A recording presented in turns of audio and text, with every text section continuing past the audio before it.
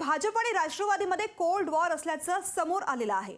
अजित पवार पालकमंत्री झाल्यापासून पुण्यातल्या माजी नगरसेवकांची कामच होत नसल्याची तक्रार त्यांची आहे।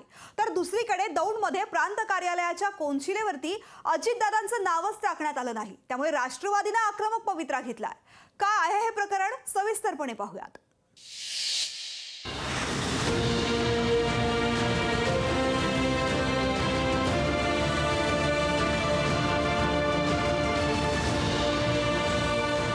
जुलै 2023 रोजी अजित पवार हे त्यांच्या 8 आमदारांसह महायुतीत दाखल झाले।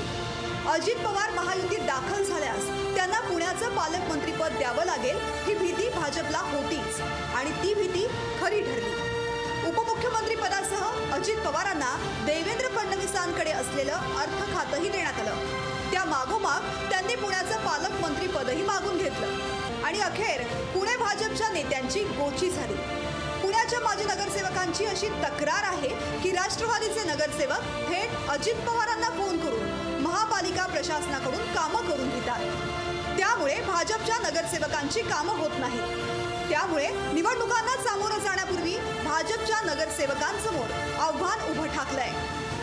भारतीय जनता पार्टीच्या नगरसेवकांना विशेषतः जर बजेट कमी मिळत असेल किंवा जर कामं होत नसतील तर भारतीय जनता पार्टीचा नगरसेवक माजी नगरसेवक असेल ह्याच्या तक्रारी जर समजा शहर अध्यक्षांकडे आल्या, आमच्या चंद्रकांतदादा पाटलांकडे आला तर आम्ही त्याचा नक्कीच त्याचं नोंद घेऊ। अजित पवार सर्वाधिक काळ पुण्याचे पालकमंत्री राहिले। पुण्याचं पालकमंत्रीपद कधी आणि किती काळ भूषवलंय हे पाहूयात।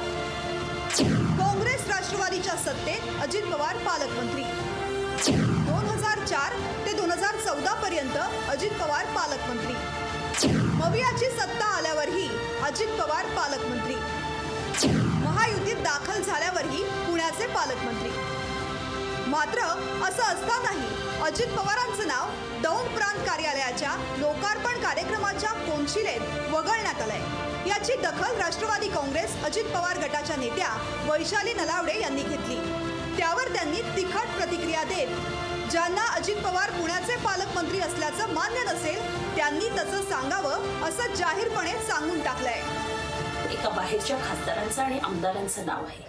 पत्रिकेमध्ये पुणे जिल्ह्यातील अनेक मान्यवरांची नावं असताना बाकीची कोणाची नावं तिथे टाकली नाहीत आणि पुणे जिल्ह्याचे पालकमंत्री अजितदादा म्हणून कोणाला मान्य नसतील तर त्यांनी जाहीरपणे ते सांगावं आणि त्यांच्या पक्षाला तसं सांगावं। परंतु इथून पुढे राष्ट्रवादी काँग्रेस पक्षाकडून हे खपवून घेतलं जाणार नाही। महायुती सारं काही अलबेल असल्याचं सांगत असली तरीही पुण्यातल्या या उदाहरणावरून राष्ट्रवादी भाजपमधलं कोल्ड वॉर उफाळून आलंय।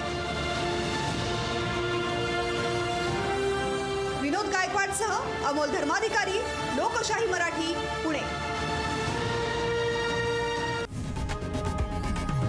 लोकशाही मराठी ऐका, पहा, जागरूक रहा।